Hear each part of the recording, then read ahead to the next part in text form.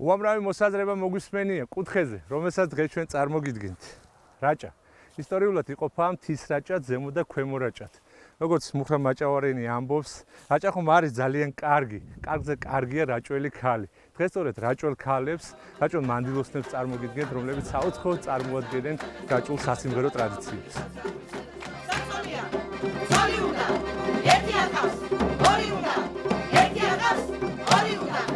ნაში კოშო გიორგუნა, არგოუშა ეგოგუნა, ნაში კოშო გიორგუნა, არგოუშა ეგოგუნა, ნაში კოშო გიორგუნა, არგოუშა ეგოგუნა, ნაში კოშო გიორგუნა, არგოუშა ეგოგუნა. თქვენ ახლა ნახავთ და მოისმენთ ძალიან საინტერესო სანახაობას, რაჭულ სანახშოს, რომელიც აქ ამ კუთხეში, აი ამ ქალბატონების მიერ აღდგენილი გახდა.